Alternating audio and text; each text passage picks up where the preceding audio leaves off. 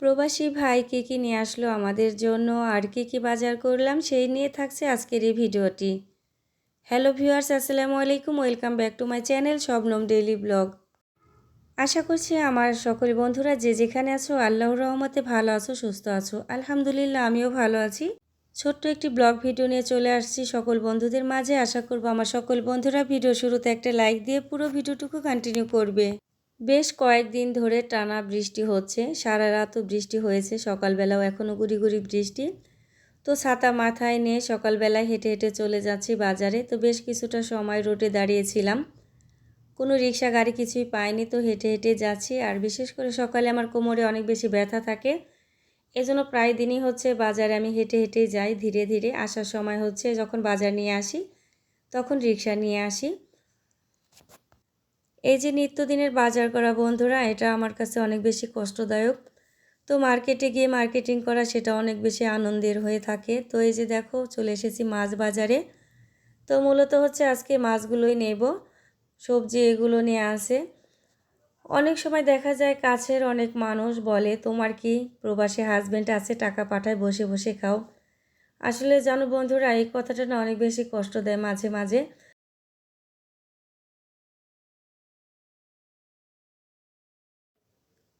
আমি মনে করি সেই সকল প্রবাসীদের ওয়াইফদের সুখ এবং শান্তি অনেকটাই বেশি, যাদের হচ্ছে শ্বশুরবাড়িতে কোনো পিছুটান হয়নি, সংসারে কোনো মায়া হয়নি, বাচ্চা কাচ্চা হয়নি, বড় হয়নি, পড়াশোনা করেনি, ঝামেলা নেই। দেখা গেছে তারা 1 মাস শ্বশুরবাড়িতে থাকলো, বাবার বাড়িতে 3 মাস থাকলো, এভাবেই। তো আমাদের মতো যাদের হচ্ছে বাচ্চা কাচ্চা বড় হয়েছে, পড়াশোনা করে এবং সংসারে ঝামেলা বেড়ে গেছে, সংসারের পিছুটান আছে, তাদের যে সংসারটা সামলানো কত বড় কঠিন একটি ব্যাপার সেটা একমাত্র আমার মতো যারা প্রবাসীদের ওয়াইফ আছে তারাই বুঝতে পারে। তো যাই হোক, কষ্ট হোক সুখ হোক সব কিছু মিলিয়েই আলহামদুলিল্লাহ শুকরিয়া আদায় করি সব সময়।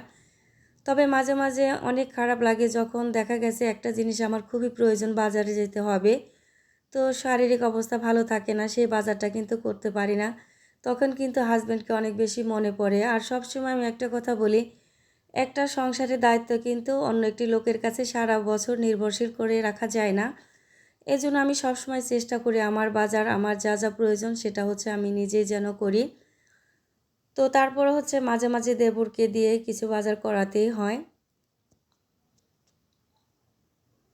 তো এই ভিডিওটি বন্ধুরা আমার করা ছিল গত সপ্তাহে। তো যেদিন আমি এই বাজারগুলো করেছিলাম সেই দিন থেকে হচ্ছে আমার 2 মেয়ে এবং আমার প্রচণ্ড জ্বর ছিল, 3-4 দিন খুবই অসুস্থ ছিলাম, এজন্য ভিডিওটি তোমাদের মাঝে আপলোড করতে পারিনি।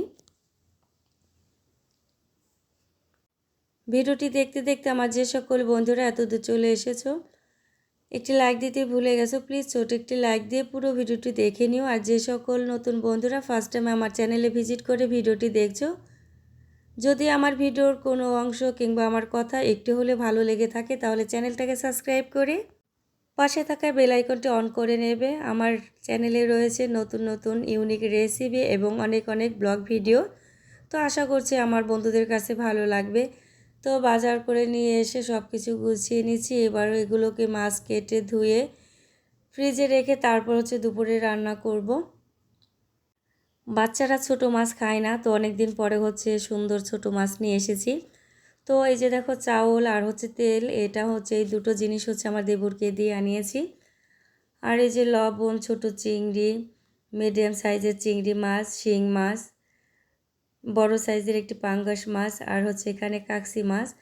তো এগুলো নিয়ে এসেছি। বিশেষ করে এই যে ছোট মাছটা আমার জন্য নিয়ে এসেছি, আমার অনেক বেশি ভালো লাগতেছে। তো আজকে এই মাছটাকে রান্না করব। শিং মাছটা কাটবো না, পানিতে দিয়ে রাখবো, 2 দিন পরে হচ্ছে কেটে নেব। যেহেতু ছোট ছোট বা পাঙ্গাস মাছ অনেকগুলো মাছই নিয়ে আসছি, সবগুলো মাছ একসাথে বসে কেটে নেওয়া আমার জন্য কঠিন একটি ব্যাপার। তো আমার কোমরে ব্যথা থাকার কারণে আমি অনেক সময় দেখা যায় যে আমি মাছ কাটতেই পারি না, ছোটো জাকি দিয়ে কাটাতে হয়। তো আজকে যাই হোক ধীরে ধীরে আমি মাছগুলো অফ ক্যামেরাতে কেটে নিয়েছি, একটু একটু করে ভিডিও করে নিয়েছি তোমাদের মাঝে শেয়ার করার জন্য। এই যে মাছগুলো কেটে ধুয়ে নেওয়া হয়ে গেছে, এবার হচ্ছে আমি ফ্রিজে রেখে দিব, তারপর হচ্ছে দুপুরে রান্নাটা করব। আমার ভিডিও কিংবা কথার মাঝে কোথাও ভুল হলে বন্ধুরা সবাই ক্ষমা সুন্দর দৃষ্টিতে দেখো। প্রায় 7 দিন আগের ভিডিও এটা। তো তারপর হচ্ছে আজও অনেক ঠান্ডা, গলা ব্যথা, ভয়েস দিতে অনেকটা কষ্ট হয়ে যাচ্ছে। যখন হচ্ছে দুই মেয়ের আমার একসঙ্গে অসুস্থ হয় তখন এত বেশি খারাপ লাগে। মাঝখানে 4 থেকে 5 দিন অনেক বেশি কষ্টের সঙ্গে দিনগুলো কাটালাম। তো আলহামদুলিল্লাহ এখন অনেকটাই ভালো আছি। এই যে পটল আলু দিয়েও হচ্ছে পাঙ্গাস মাছ রান্না করব, আর এই যে কাকসি মাছ চচ্চড়ি রান্না করতেছি। আর এই ভিডিওটা হচ্ছে আমার তারপরে 3 দিন পরের করা ছিল। তো আমি অসুস্থ ছিলাম, আর এদিকে হচ্ছে আমার মেজো ভাই প্রবাস থেকে বাড়িতে এসেছে। তো ভাই এসেছিল, যেহেতু আমরা রান্না করেছি, তো ভাইয়ের কারণে অল্প অল্প করে রান্না করেছিলাম। পোলাও রান্না করেছিলাম, গরুর মাংস রান্না করেছিলাম, দেশি মুরগির মাংস রান্না করেছিলাম। তো অসুস্থ ছিলাম, এজন্য ভাই ফোন করে আসেনি। তো ভাই আসার পরে হচ্ছে অল্প অল্প করে রান্না করে নিয়েছি। তো 3 বছর হচ্ছে ভাই প্রবাসী থেকে আসলো। তো ভাইকে দেখে মানে কি বলবো, এত বেশি ভালো লাগতেছিল।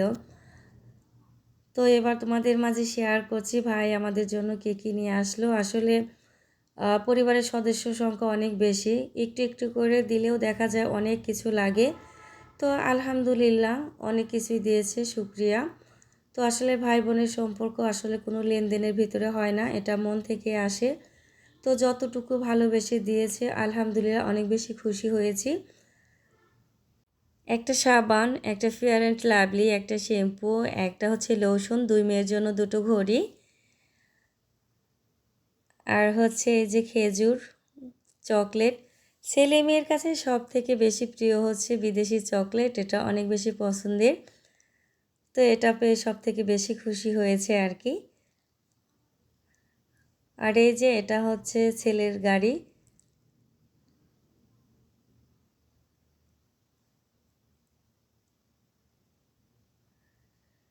তো আমার জন্য কিছু আনতে পারেনি বলে ভাই হচ্ছে আমাকে টাকা দিয়েছে, আমি টাকা রাখবো না। অনেক কষ্ট পায় না রাখলে, বা হচ্ছে অনেকটা সময় হচ্ছে ভাইয়ের সঙ্গে কি বলবো যে আমি টাকা নেবই না, তারপর হচ্ছে ভাই বলে তুমি ছোট, তুমি তো পাবেই। তো আসলে ছেলে মেয়েকে কেউ ভালোবাসা দিলে বাবা মায়ের কিন্তু ভালোবাসা পাওয়া হয়ে যায়। তারপর হচ্ছে ভাই বোনদের ছোট আমি, সবাই আমাকে খুশি রাখার চেষ্টা করে। তো ভাই এসে খুব বেশি সময় থাকেনি, 1 ঘন্টার মতো থেকেই চলে গেছে, আর আমাদেরকে দাওয়াত করে গেল। 2 থেকে 3 দিন পরে হচ্ছে বাবার বাড়ি যেতে হবে, ভাই বোন সবাই একসঙ্গে হব। তো বন্ধুরা আজকের ভিডিওটি এই পর্যন্তই। তোমাদের কাছে কেমন লাগলো অবশ্যই কমেন্টের মাধ্যমে জানিয়ে যেও। তো আজকের মতো ব্লগ ভিডিও থেকে বিদায় নিতে হচ্ছে, আবার চলে আসবো কোনো একটা রেসিপি কিংবা ব্লগ ভিডিও নিয়ে। সে পর্যন্ত আমার সকল বন্ধুরা পরিবারকে নিয়ে ভালো থেকো, সুস্থ থেকো, সবার জন্য মন থেকে দোয়ার ভালোবাসা রইল। সবাই আমার জন্য দোয়া করবে, আমিও যেন পরিবারকে নিয়ে ভালো থাকতে পারি, সুস্থ থাকতে পারি, আর নতুন নতুন ভিডিও নিয়ে তোমাদের মাঝে চলে আসতে পারি। প্রত্যেকের শুভকামনায় আজকের মতো বিদায় নিচ্ছি। আল্লাহ হাফিজ।